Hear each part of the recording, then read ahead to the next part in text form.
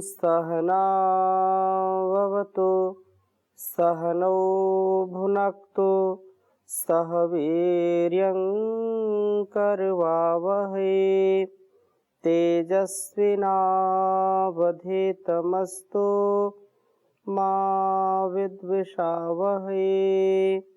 ओम शांति शांति शांति। वैदिक जीवन पद्धति की इस कक्षा में आप सभी का हार्दिक स्वागत है, अभिनंदन है। कल्याणी वेदवाणी का स्वाध्याय हम कर रहे हैं। ऋग्वेद के चतुर्थ मंडल के 44वें सूक्त तक हमने स्वाध्याय किया है, कुछ मंत्रों को लिया था और 45वें सूक्त के मंत्रों का स्वाध्याय आज हम करेंगे। बहुत ही सुंदर बात कही है चौथे मंत्र में। यह हमारा जीवन ज्ञानेंद्रिय कर्मेंद्रिय के ऊपर आधारित है। जब हम अपने इंद्रियों पर नियंत्रण पाते हैं, इंद्रियों का नियमन करते हुए आगे बढ़ते हैं, तो निसंदेह हमारे लिए कोई भी विघ्न बाधा, कोई संकट हमारे लिए बड़ा नहीं होता, अपितु हमारे द्वारा उसका शमन कर दिया जाता है, उसका विनाश कर दिया जाता है।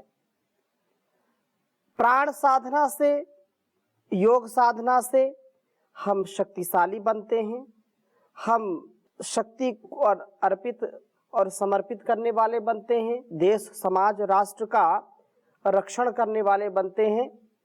तो निसंदेह यह ज्ञान शक्ति, भक्ति और मुक्ति से युक्त करने वाला ज्ञान है। वेदों का ज्ञान सबसे महान है और इस ज्ञान से जो युक्त हो जाता है वो सभी दुखों से मुक्त हो जाता है। उसकी इंद्रियां भी, उसका मन भी, उसकी बुद्धि भी आत्मस्थ स्वस्थ हो जाते हैं। आत्मा अपने स्वरूप को पहचान लेता है, प्राप्त कर लेता है। तो इंद्रिय अश्व कैसे श्रेष्ठ हो, बहुत ही निर्विघ्न निष्पाप होकर के हम जीवन जी पाएं। तो चौथे मंत्र को मैं आपके समक्ष लिखता हूं, फिर चर्चा करूंगा। 45वें सूक्त का यह चौथा मंत्र है। ओम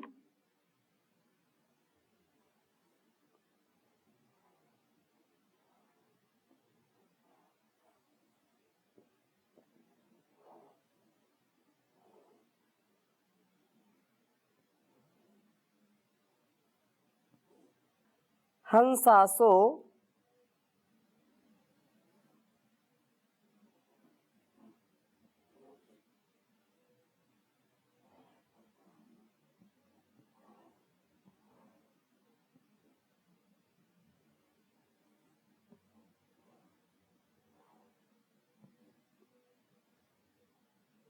ये वाम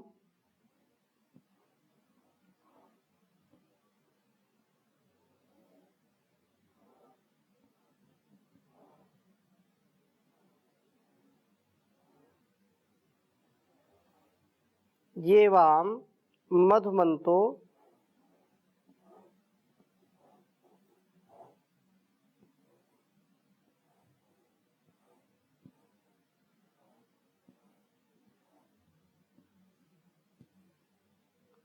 मधुमंतो अस्त्रिधो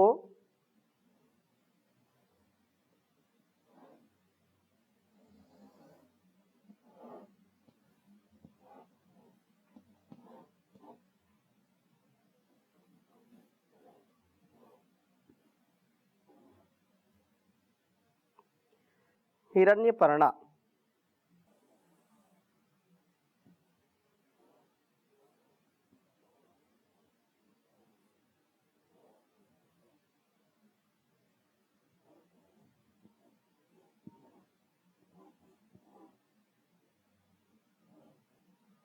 हिरण्यपर्णा उहुव उषर्बुधः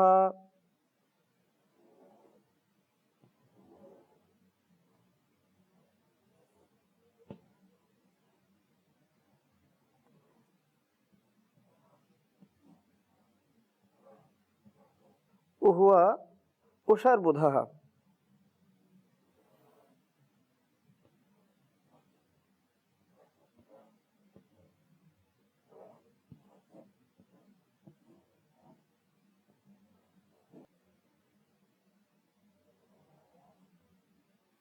उदप्रुतो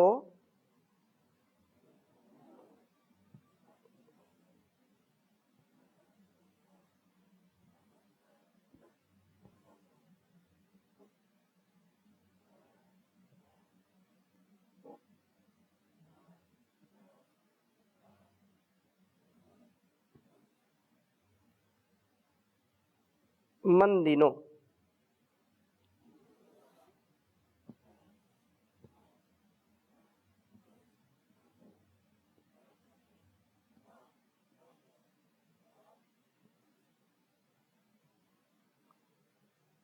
मंदिनिस्पृशो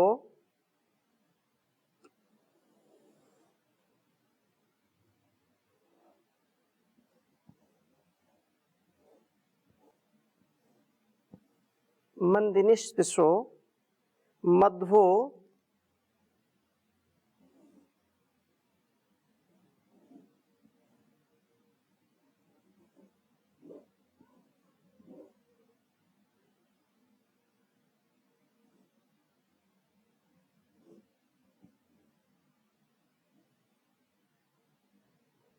नमक्षः।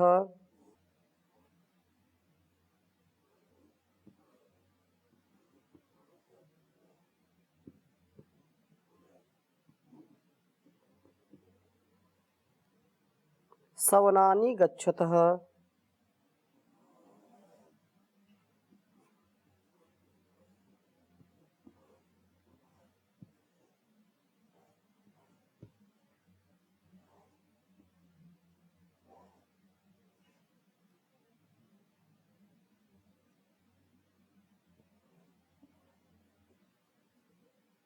गच्छतः।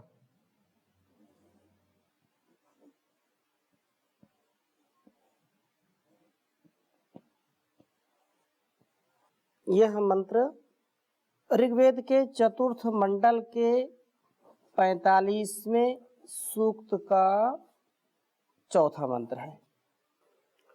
ओम हंसासो ये वाम मधुमंतो अश्रिधो हिरण्यपर्णा उह्व उषर्बुधः। उदप्रुतो मंदिनो मंदिनिस्पृशो मध्वो नमक्षः सवनानि गच्छतः। ओम हंसासो ये वा मधुमंतो अश्रिधो हिरण्यपर्णा उह्व उषर्बुधः। उदप्रुतो मंदिनो मंदिनिस्पृशो मध्वो नमक्षः सवनानि गच्छतः। बहुत ही सुंदर अभिप्राय है इस वेद मंत्र का। कहा है कि हे अश्विनौ अर्थात हे प्राण अपानो, ये जो वाम आपके उह्वः वहन करने वाले अश्व हैं, वे हमारे सवनानी जीवन यज्ञ के प्रातः सवन, माध्यम दिन सवन तथा सायंतम सवनो जो में गच्छता प्राप्त होते हैं, उसी प्रकार प्राप्त होते हैं। न जैसे कि मक्षः जो मक्खियाँ मध्वः शहद के छत्ते को प्राप्त करते हैं, तो उसी प्रकार से यहाँ पर कहा कि इंद्रियां ही अश्व हैं, ये प्राण आपान के लिए कहलाते हैं। इसलिए प्राण शक्ति काम करती है इनमें, इसलिए प्राण आपान ये इंद्रियां अश्व हैं। क्योंकि इंद्रियाणी हयानाहुर, कठोपनिषद में कहा आत्मानम रथिनम विद्धि शरीरम रथमेव तु बुद्धिम तु सारथिम विद्धि मनः प्रग्रह में ऊंचा। इंद्रियाणी हयानाहुर विषयांस्तेषु गोचरान आत्मेन्द्रिय मनोयुक्तम भोक्ते त्याहुर मनीषिणः। तो इंद्रियां हमारी घोड़े के समान, अश्व के समान, जैसे ये अश्व होते हैं जो बहुत तीव्रता से दौड़ते हैं, अशुंग व्याप्त, जो मार्ग को जल्दी ही पूरा कर लेते हैं, लक्ष्य पर जल्दी पहुंच जाते हैं। तो ये हमारी इंद्रियां ही क्या है, अश्व हैं। और ये प्राण अपान के इसलिए ये कहलाते हैं कि प्राण शक्ति ही तो इनमें काम करती है। प्राण शक्ति कार्य ना करे इनमें तो आंखें देख नहीं सकती, कान सुन नहीं सकते, नासिका सुगंध दुर्गंध का, रसना स्वाद का, खट्टा मीठा चरपरा जो भी रस है, और त्वचा स्पर्श का अनुभव नहीं कर सकती है। प्राणापान के ही आधार पर यह अपने अस्तित्व को कार्य में लगाती हैं और उससे ज्ञान इंद्रियां ज्ञान को प्राप्त करती हैं, कर्म इंद्रियां कर्म में समर्थ होती हैं। अतः ये इंद्रियास्व हंसासः हन हिंसा गत्ययो, अर्थात गतिशीलता के द्वारा सब बुराइयों का हिंसन करने वाले हैं। जहां मति के साथ गति है वहीं पर प्रगति है, और जहां पर लक्ष्यहीन संकीर्ण विचारधारा, जहां पर अल्पज्यता है, जहां पर मूर्खता है, जहां पर दंभ भय अहंकार है, जहां पर टकरार है, कुसंस्कार है, वहां पर अवनति की प्राप्ति होती है। गति नहीं, प्रगति नहीं, दुर्गति की प्राप्ति होती है। क्योंकि इंद्रियां तो बहिर्मुख है। परांचिखानी विपरीत स्वयंभू तस्मात् परांग पश्यति न अंतरात्मानम कश्चित धीरा प्रत्यगात्मानम इच्छत। ये संसार का नियम है। कठोपनिषद में कहा कि परांचिखानी विपरीत स्वयंभू, ये परमपिता परमेश्वर ने इंद्रियों को बहिर्मुख बनाया है। तस्मात् परांग पश्यति, इसलिए जो विवेकी नहीं है, जो काम क्रोध लोभ मोह ईर्षा द्वेष वासना में जो विचरते हैं, जिनके लिए छोटे छोटे स्वार्थ ही उनके मूल उद्देश्य बन जाते हैं, वे लोग बाहरी संसार में रूप में, रस में, गंध में, शब्द में, स्पर्श में ही फंस जाते हैं। इससे वो ऊपर उठ ही नहीं पाते। लेकिन जो साधना से युक्त जीवन जीते हैं, उपासना से युक्त जीवन जीते हैं, जो स्वाध्याय करते हैं, मनन करते हैं, चिंतन करते हैं, साधना स्वाध्याय सेवा सत्कार से परोपकार से युक्त जीवन रखते हैं, उनकी इंद्रियां भी नियंत्रण में रहती हैं। और ये व्यक्ति के कलमश को, व्यक्ति के दुर्गुणों को, दुर्व्यसनों को नष्ट कर डालती है। ऐसा स्वभाव, ऐसा प्रभाव होता है। तो अपने अपने कर्म में लगे रहने से ये विषयों में फंसती नहीं है।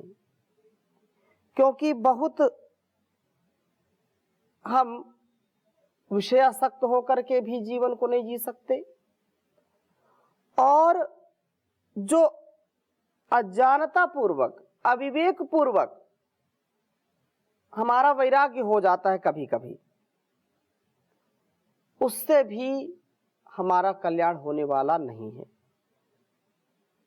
क्योंकि क्षणिक उत्साह, क्षणिक वैराग्य व्यक्ति को अधिक दूर तक, लक्ष्य तक नहीं पहुंचा पाता है। इसलिए हम इन इंद्रियों को विषयों में ना फंसाएं, इंद्रियों को नियंत्रित रखें, व्यवस्थित रखें। उसके लिए प्रार्थना हम करते हैं। और कहा कि मधुमंतः, स्वस्थ इंद्रियां जीवन को अत्यंत मधुर बनाने वाली हैं। इंद्रियों का विशेष प्रयोजन है, क्योंकि बिना प्रयोजन के तो संसार में परम पिता परमेश्वर ने कुछ भी नहीं बनाया। हमको हो सकता है कि अल्पज्यता के कारण पता चले कि इसका तो कोई लाभ ही नहीं है, क्यों बना दिया। लेकिन एक एक व्यक्ति, एक एक वस्तु जो भी परमात्मा के द्वारा बनाए, कण भी निरर्थक उसने नहीं बनाया, ऐसा हमारा दृढ़ विश्वास होना चाहिए। तो इस प्रकार से कहा कि इंद्रियां जब नियंत्रित रहेंगी, इंद्रियों को विषयों में नहीं फंसने देंगे, तो मधुमन्तः, स्वस्थ इंद्रियां जीवन को अत्यंत मधुर बनाने वाली हैं। और अस्त्रिधः, वेद मंत्र में कहा अस्त्रिधा, तो हमारा द्रोह व हिंसन करने वाली नहीं, हम अपना ही अहित कर बैठते हैं। क्यों? क्योंकि इंद्रियां हमारे जब वश में नहीं होती हैं। हंसासो कहा यहाँ पर, और हंस का तात्पर्य यही है कि जो निरक्षीर विवेकी हो। हंस से हमारे गुण मिलते जुलते होने चाहिए, अर्थात सार सार को गहे थोथा दे उड़ाए। हंस के विषय में आया है कि हंस जैसे पानी को अलग और दूध को अलग कर देता है, ऐसे ही हमारी इंद्रियां अपने अपने व्यवहार को करते करते उसके तथ्य को, उसके सत्य को, उसके कल्याणकारी स्वभाव से ही युक्त होकर के व्यवहार करे, जिससे स्वयं का रक्षण होगा। अब किसी को भोजन में बड़ी आसक्ति है, चिकित्सक ने मना कर रखा है कि आपको मीठा नहीं खाना, चिकित्सक ने मना कर रखा है, डॉक्टर ने, वैद्य ने परामर्श दिया कि आपको तला भुना, ज्यादा मिर्च मसाले वाली चीजें नहीं खानी, परंतु जब घर आए, निमंत्रण गए, तो उन्हीं चीजों को देख करके व्यक्ति के मन में लालच आता है, लोभ आता है, और उस विवेक को खो बैठता है कि इस आहार को लेने से मेरा पेट खराब हो सकता है, मेरी बीमारी, मेरा रोग बढ़ सकता है, मैं अधिक रुग्ण हो सकता हूं, और बिल्कुल वह सरेंडर हो जाता है, रसना के वश में आ जाता है। रसना उसको फंसा लेती है, तो वह बीमार होगा। लेकिन जो दृढ़ है कि नहीं, मुझको एक बार भी गलत आहार, गलत विचार, गलत व्यवहार अपनी इंद्रियों से नहीं करना, तो वही व्यक्ति तेजस्विता से युक्त हो जाता है। वही व्यक्ति 100 वर्ष तक भी निरोगी काया रखता है। तो हमारा अस्त्रिधा, हमारा द्रोह व हिंसन करने वाली नहीं होती इंद्रियां। हिरण्यपर्णा, वीर्य व जान द्वारा ये हमारा पालन पूर्ण करने वाली हैं। वीर्य द्वारा हमारा रक्षण होता है, और ब्रह्मचर्य प्रतिष्ठायाम वीर्य लाभा कहा है ऋषि ने। तो वीरता, शूरता, धीर गंभीरता से हम युक्त हो जाते हैं, धीरता गंभीरता हमारे अंदर आ जाती है। ज्ञान द्वारा हम पूर्णता को प्राप्त कर लेते हैं, क्योंकि बिना ज्ञान के व्यक्ति कभी भी पूर्ण नहीं हो सकता है। हिरण्यम वै वीर्यम, हिरण्यम वै ज्योति, ये ज्योति स्वरूप है, ये शुद्ध स्वरूप है। जितना जितना हम ब्रह्मचर्य का पालन करके वीर्य का स्थापन करेंगे, ऊर्ध्वरेता बनेंगे, ऊर्ध्वचेता बनेंगे, उतना उतना हमारे अंदर दिव्यता का भाव स्थापित होता चला जाएगा, हम पूर्ण रूप से स्वस्थ रहेंगे। और उषर बुधहा, ये उषा काल में ही प्रबुद्ध होने वाली हैं। ये इंद्रिय रूप अश्व उदप्रुतः वीर रूप जल से अपने को सिक्त करने वाली हैं। मंदिनः, अत्यंत प्रसन्नता वाले हैं। मुदहर्षे, तो कहा है कि अत्यंत प्रसन्नता वाले हैं। और मंदिनी स्पृशः, उस आनंदमय प्रभु से हम प्रार्थना करें और उसी में अपने आप को समाहित करें। आनंदमय प्रभु में स्पर्श करने वाला है, या सोम रक्षण से कर्मेंद्रियां सशक्त होती हैं और ज्ञानेंद्रियां दीप्त होती हैं, प्रकाशित होती हैं। इसलिए प्राण साधना से हमारा अस्तित्व बहुत ही व्यवस्थित होता है। इंद्रिय अश्व निष्पाप बन करके, हंस बन करके, धवल शुभ्र बन करके अंततः प्रभु को प्राप्त होते हैं।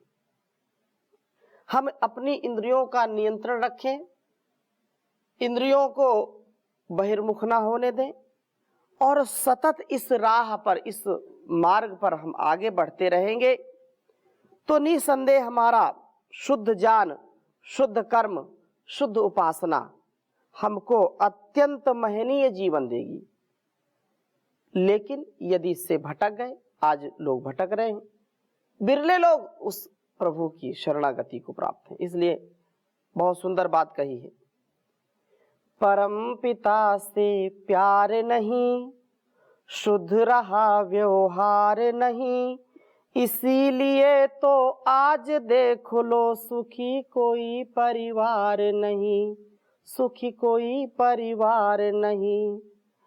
फल और फूल अन्न इत्यादि समय समय पर देता है, लेकिन अचरज ऐसा बदले में कुछ नहीं लेता है।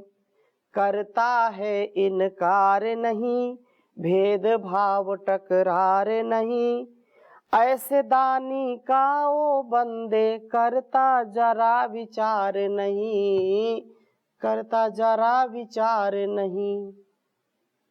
मानव चोले में ना जाने कितने यंत्र लगाए हैं, कीमत कोई आंक सकाना ऐसे अमूल्य बनाए हैं। कोई चीज बेकार नहीं, पा सकता कोई पार नहीं, ऐसे कारीगर का बंदे माने तू उपकार नहीं, माने तू उपकार नहीं। जलवायु और अग्नि का वह लेता नहीं सहारा, सर्दी गर्मी वर्षा का अति सुंदर चक्र चलाया है। लगा नहीं दरबार कहीं, कोई सिपा सालार नहीं, कर्मों का फल देव सभी को, रिश्वत की सरकार नहीं। कर्मों का फल सबको देवे, रिश्वत की सरकार नहीं।